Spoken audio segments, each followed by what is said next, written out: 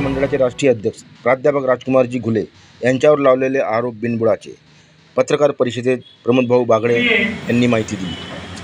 महाराष्ट्राच्या अध्यक्ष सन्माननीय आमच्या जयश्रीताई कौटकर,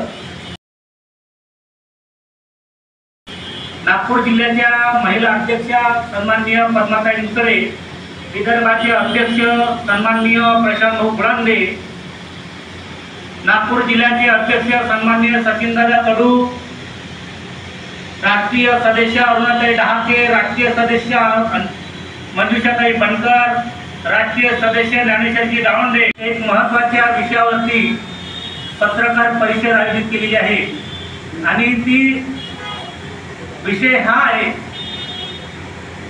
लोककला सेवा मंडळाचे राष्ट्रीय अध्यक्ष, मानधन समितीचे महाराष्ट्र शासनाचे नागपूर जिल्ह्याचे अध्यक्ष प्राध्यापक राजकुमारजी घुले साहेब यांच्यावर काही दिवसापासून काही धंदेवाही लोककलावंत सांगून आमच्या घुले साहेबांवरती घणाघाती टीका करत आहेत, त्यांच्यावर आरोप करीत आहेत की घुले साहेब हे लोकांना लुबाडण्याचं काम करतात आणि जे कलावंत नाही त्यांच्या त्या फाईल मंजूर करतात, अशा प्रकारचं काही लोक गैर अर्जदार बाबारावजी दुपारे, गैर अर्जदार सौ निशाताई खडसे, गैर अर्जदार विकासजी शेंडे आणि प्रकाशजी काळे व अन्य साथीदार मिळून अनेक प्रसार माध्यमांमधून त्यांच्यावरती घणाघाती टीका करत आहे, त्यांना बदनाम करण्याचं षड्यंत्र त्यांनी आखलेलं आहे आणि म्हणून त्यांना एक प्रतिउत्तर म्हणून या ठिकाणी पत्रकार परिषद या ठिकाणी आयोजित केलेली आहे। पत्रकार मंडळींनो, आमचे महाराष्ट्राचे राष्ट्रीय अध्यक्ष प्राध्यापक राजकुमार घुले साहेब हे लोक कलाकारांसाठी गल्लीपासून शहरापर्यंत तर गाव खेड्यातल्या कलावंताला न्याय मिळावा म्हणून संपूर्ण देशामध्ये ते काम करीत आहेत आणि एवढं काम करत आहे की प्रत्येक कलावंताला न्याय भेटला पाहिजे ते झटत आहे, कलावंताला व्यासपीठ मिळालं पाहिजे म्हणून ते काम करीत आहे आणि आज संपूर्ण देशामध्ये एवढं काम वाढलेलं आहे की आज लाखो कलावंत या संघटनेचे संलग्नित झालेले आहे आणि म्हणून काही विना रजिस्ट्रेशन असलेल्या संघटना त्यांचे काही धंदे बंद झालेले आहेत, त्यांना लुबाडण्याचे धंदे बंद झालेले आहेत आणि म्हणून ते आमच्या घुले साहेबांवर आरोप करीत आहेत, अशा काम करीत आहेत आणि म्हणून आम्ही या ठिकाणी आलेलो आहे। आपण समोर विचारू शकता, कलावंतांच्या फाईलवर मंजुरी देतात। माझा प्रश्न आहे बाबाराव दुपारेंना की दुपारे साहेब, तुम्ही सुद्धा त्या मानधन समितीचे सदस्य आहात, ज्यावेळेस ज्या ज्या लोकांच्या फाईल मंजूर केल्या जातात तेव्हा सर्व सदस्यांच्या सह्या होतात, तर तुम्ही त्यावेळेस तुम्हाला ते जे खरे कलावंत आहेत ते तुम्हाला दिसले नाही का? मग दिसले तर तुम्ही त्याच्यावरती सह्या केल्या कशा? कारण त्यांच्या त्या सह्या त्या फाईल अर्जावरती आहेत, मंजुरी अर्जावरती आहेत, मग त्यांनी का बरं सह्या केल्या? मग आज का तुम्ही आरोप करतात? हे खास त्यांचं विजन आहे, कारण की संघटनेचं कार्य वाढलेलं आहे आणि त्यांच्यामध्ये काही गैरप्रकार होते म्हणून त्यांना संघटनेनं बाहेर केलेलं आहे आणि संघटनेनं बाहेर केल्यामुळं ते आकाशापोटी ते घुले साहेबांवरती घणाघातीचे आरोप करत आहेत। कलावंत असेल, तो वृद्ध कलावंत असेल, ज्या कलावंतांना गोरगरीब कलावंत असेल, आमच्या महाराष्ट्र शासनाला मागणे, आम्ही महाराष्ट्र शासनाला सांगितलं की आमचे कलावंत गरीब आहेत, हे बिचारे काम आपली कला सादर करून आपल्या पोट भरण्याचं काम करतात म्हणून महाराष्ट्र शासनाने त्यांना 10,000 रुपये मानधन द्यावं, ही आमची संघटनेची मागणी होती आणि महाराष्ट्र शासनाने ती मागणी याच अधिवेशनामध्ये आम्ही 10,000 मागणी केली, पण त्यांनी 5,000 मागणी आमची मंजूर केलेली आहे त्या ठिकाणी आणि कलावंतासाठी सांगितलंय की महाराष्ट्रातले इथले जे कलावंत आहेत ते कलावंत गोरगरीब कलावंत आहेत, त्यांना बसेसमध्ये मोफत प्रवास मिळाला पाहिजे, रेल्वेमध्ये प्रवास मिळाला पाहिजे, त्यांच्या मुलांना शिक्षणामध्ये सवलती मिळाल्या पाहिजे शासनाकडून, त्यांना फ्री ऑफ चार्जेस मिळाला पाहिजे, कलावंतांना विमा त्यांचा निघाला पाहिजे. हे आमच्याला विदर्भामध्ये गाजलेले ज्यांचं माणिकराव शाहीर म्हणून ज्यांची कुठेही जर कार्यक्रम असला हजारो लोक त्यांच्या नावावरती त्या ठिकाणी येतात. असे एकदम गाजलेले शाहीर आमच्यासोबत आहेत. हे व्यंकटरावजी गजबे गाजलेले माणसं आहेत, महाराष्ट्रात त्यांचं नाव चालत आहे. मग खरे शाहीर इथं आहे ना संघटनेमध्ये, ज्यांच्यासोबत जे कलावंतच नाहीत आणि त्यांनी संघटना काढलेले आहेत. असे काही कलावंत संघटनेचे अध्यक्ष आहेत, त्यांना कलेचा थोडासाही काही अनुभव नाही. नाहीतर जाऊन प्रकाश काळेला विचारा, त्यांनी भारतीय लोक कलाकार परिषद काढली आहे, त्याला एक गाणं तरी म्हणता येते का? बाबारावांचा आणि काळ्यांचा असा आरोप आहे की हे जे आहेत ना हे खोटे कलावंत आहेत तुमच्या संघटनेचे. आता कसं आहे, आरोप करणाऱ्याला बंदी नाही. आरोप करणाऱ्याला त्याचं तोंड आपल्याला आवडतं नाही, तोंड आहे ते काही बोलतात नाही का, हा विषय आहे. त्यांनी आम्हीच आम्ही चॅलेंज केलेलं आहे, त्यांनी आपलं शाहीर काव्य सादर करावं, मी करतो. आम्ही तयार आहोत, चॅलेंज स्वीकारणार का तुम्ही? आम्ही तयार आहोत, कारण आमचे फुले साहेब शाहीर आहेत. महाराष्ट्र शासनाचे अनेक कार्यक्रम ते करतात. आम्ही स्वतः शाहीर आहे, मी स्वतः शाहीर आहे. हे गौरीशंकर शाहीर हे महाराष्ट्रामध्ये गाजलेले हे गजबे हे शाहीर आहेत. आमच्या सचिनदादा कडून नागपूर जिल्ह्याचे अध्यक्ष हे सुद्धा शाहीर आहेत. चांगल्या भजन कलावंत आमच्यावाल्या जयसूताई कौतर, पद्माताई मुसळे आहेत. कलावंत आमच्याशी आहेत. जिथे या ठिकाणी आहेत त्या आमच्या माधुरताई घोडमारे, चित्राताई गुडधे, त्या रंजनाताई कुंभलकर, आमच्या त्या डहाकेताई, मंजुषाताई बनकर, हे सर्व कलावंत आहेत. इथे जेवढे लोक आले आहेत ना तेवढी कलावंत आहेत. तुम्ही जरी आज जरी म्हणेल होतं एखाद्या ठिकाणी गाणं म्हणावं तर आजही आमचे कलावंत या ठिकाणी तुम्हाला गाणं म्हणून दाखवू शकतात. हे इथली शक्ती या कलावंतांमध्ये आहे. तर तो त्यांचा विषय आहे, त्यांनी दाखवावे पुरावे, द्यावं महाराष्ट्र शासनाकडे पुरावे. जर त्यांच्याकडे पुरावे त्यांनी महाराष्ट्र शासनाकडे द्यावं, आमचं काही विषय नाही आहे. त्यांचं काम त्यांनी करावं, आम्ही आमचं काम कोण्या पद्धतीने त्यांना उत्तर द्यायचं आहे ते आम्ही देतो त्यांना. आता कलावंत यामुळे बदनाम होत आहेत, लक्षात घ्या. आता पुढे तुमचं काय पाऊल? कलावंत बदनाम होणार नाही, कारण जे पोट तिडकीनं जे कलावंत त्यांचा परिवार असताना सुद्धा आपला परिवार घरी ठेवून लोकांची ती सेवा करतात. आमच्या लोककला संघटनेचं नावच आहे लोककला सेवा मंडळ. लोकांमधून निर्माण झालेला कलाकार आणि कलाकारांमधून लोकांना सेवा देणारा हा कलाकार, त्याची ती संघटना. आणि म्हणून खरे लोक कलाकार जे आहेत ते आमच्या संघटनेत आहेत. त्याच्या पलीकडे काही विषय नाही कोणाचा. प्रचार सुरू आहे यांचं व्हायला, तुमच्या संघटनेचा कुठला पाऊल उचलण्यात येणार आहे? आम्ही आजच मी जिल्हा परिषदला सीओला त्याचं निवेदन दिलेलं आहे आणि 1-2 दिवसांमध्ये आम्ही नागपूर जिल्हा अधिकारी यांना सुद्धा निवेदन देणार आहे या संदर्भामध्ये. आणि यानंतरही आम्ही पोलिसांमध्ये त्यांची तक्रार करणार आहे. आणि तेवढंही भागणार नाही तर आम्ही त्यांच्यावरती कोर्टात केस दाखल करून त्यांच्यावर बदनामीचा, अब्रू नुकसानीचा 50 लाखाचा दावा करणार आहे. हे रिअलमध्ये सांगतो मी तुम्हाला. त्यांना सोडणार नाही, कारण आमच्या एक निष्कलंक माणूस, जो निर्मळ स्वभावाचा माणूस, कुठलंही व्यसन नसलेला माणूस, तो या कलाकारासाठी काम करते. आमचे फुले साहेब अशा व्यक्तींवर, चांगल्या व्यक्तीवर जर कोणी बदनाम करण्याचं पाप जर करत असतील तर आम्ही त्याची वाट लावल्याशिवाय ठेवणार नाही. हा लोक कलावंत संघटनेचा प्रश्न आहे. तुम्हाला मानधन मिळत आहे, या ठिकाणी बरेच कलावंत त्यांना मानधन मिळत आहे. जे खरे कलावंत त्यांना मानधन मिळत आहे, त्या ठिकाणी उपस्थित आहेत. ज्या कलावंतांचा आधार घेऊन आरोप होत आहे ते खरे कलावंत आहेत असं तुम्हाला म्हणायचं नाही. ज्यांचा ते आधार घेऊन काम करत आहेत, ज्यांच्याशी ते संगत करून काम करत आहेत, ते कलावंतच नाही.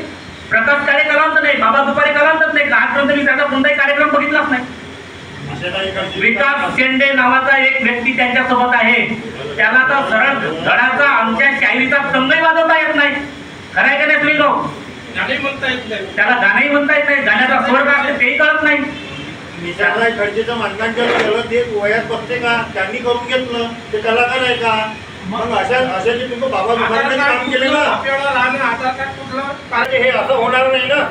तुमचे खोटे जे कलाकार तुमच्या याच्यामध्ये, आमच्या याच्यामध्ये खोटे कलाकार नाही, पूर्ण कलाकार आहे आमच्या याच्यात. बाबाराव दुपारे, निशाताई खडसे ची फाईल 46व्या वर्षी काढलेली आहे. ज्यांचं वय 50 नाही 46व्या वर्षी त्यांची फाईल काढली त्यांनी. हे जेव्हा सदस्य होते, घुले साहेब तेव्हा सदस्य होते, बाबाराव दुपारे सदस्य होते त्यावेळेला, त्यांनीच त्यांची फाईल काढलेली आहे. या शाहीर साहेब सांगा ना तुम्ही, बरेच शाहीर वंचित राहतात, घ्या माहिती द्या, माहिती द्या.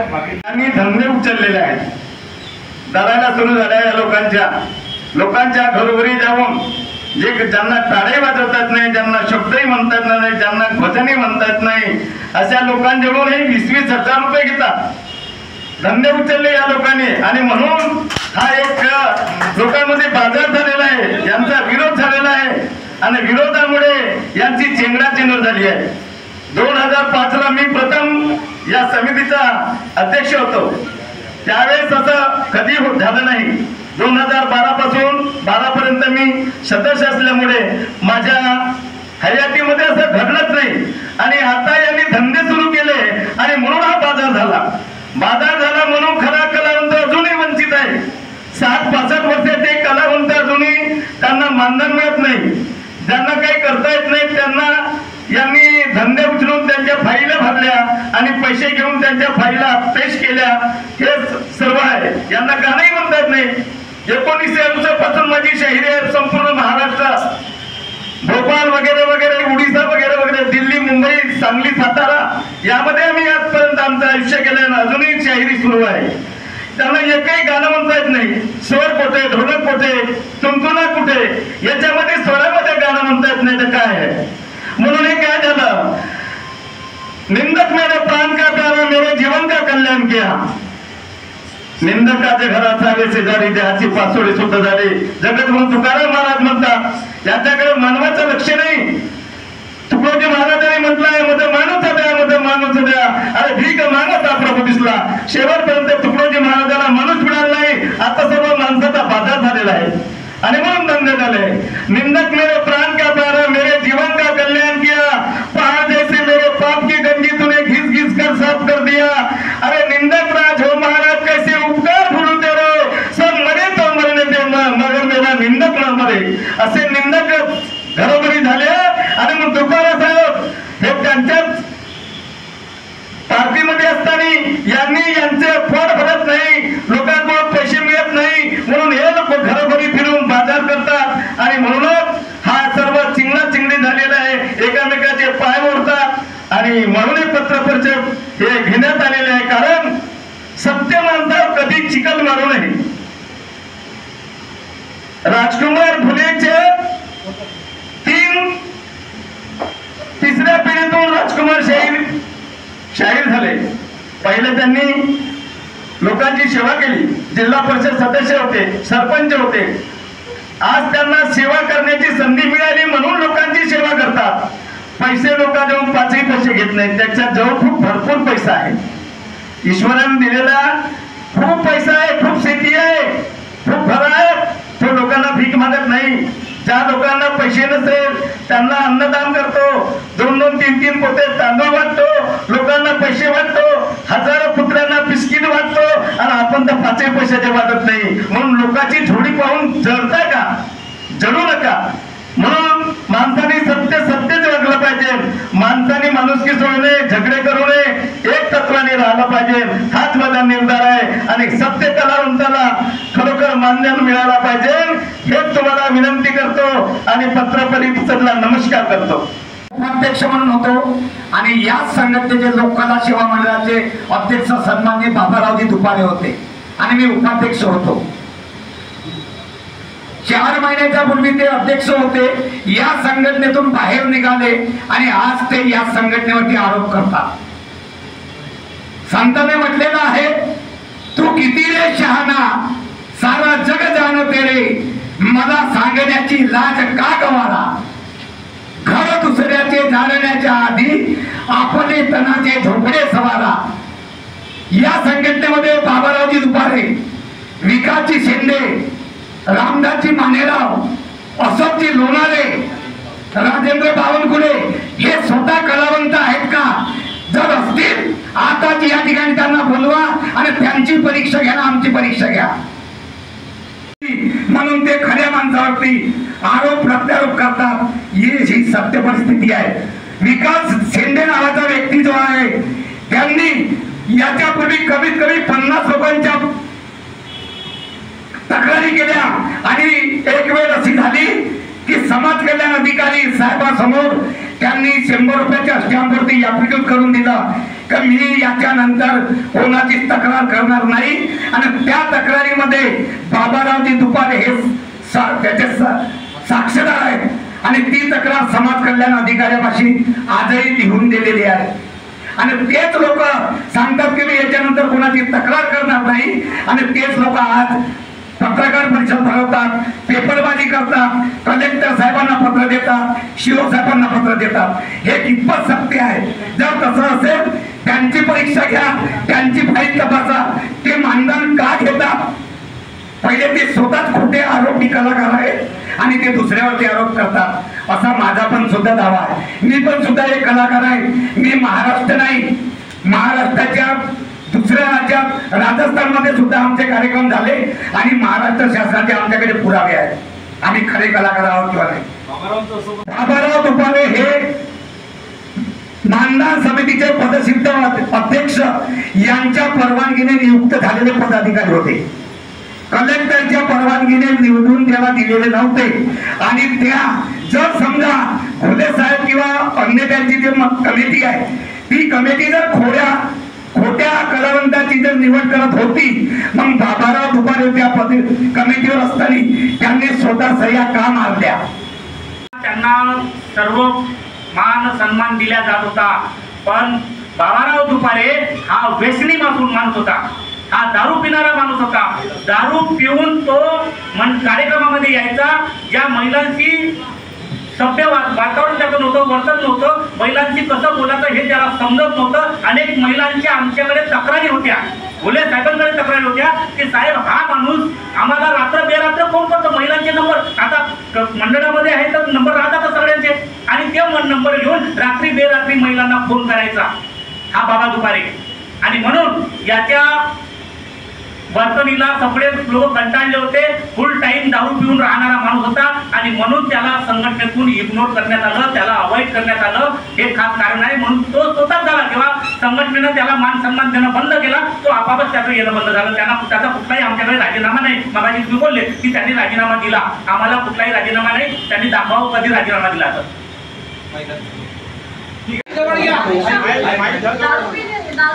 कार्यक्रमामध्ये आयुष्यामध्ये भाषण करणे, महिलांना असभ्य बोलणे, त्यामुळे बऱ्याचशा महिलांच्या तक्रारी होत्या आणि आम्ही सरांना सांगितलं होतं की बाबाराव दुपारे जर या कमिटीमध्ये राहील तर आम्ही एकही महिला काम करणार नाही. त्यांच्यामुळे सरांनी आक्षेप घेतला आणि त्यांचं चुकीचं खूप वागणूक होतं. आणि तुम्ही जे म्हणता की ते पैसे जे आरोप करते सरांनी की पैसे खाते आमच्या राष्ट्रीय काय म्हणते जिल्ह्याच्या राष्ट्रीय अध्यक्ष आहे अरुणाताई डहाके त्यांच्या मिस्टरांची फाईल सुद्धा काढण्यासाठी त्यांनी ताईकडनं 5,000 रुपये घेतले. आमच्या कमिटीमध्ये बाया सुद्धा आहे सर. सांगू शकतो त्यांच्याविषयीचं. आपण पाहत होता अशोक माटेसोबत यूथ न्यू नेशन नागपूर. नवनवीन बातम्यांकरिता आपण पाहत राहा यूथ न्यू नेशन नागपूर. आमच्या चॅनलला लाईक शेअर आणि सबस्क्राईब अवश्य करावे. धन्यवाद.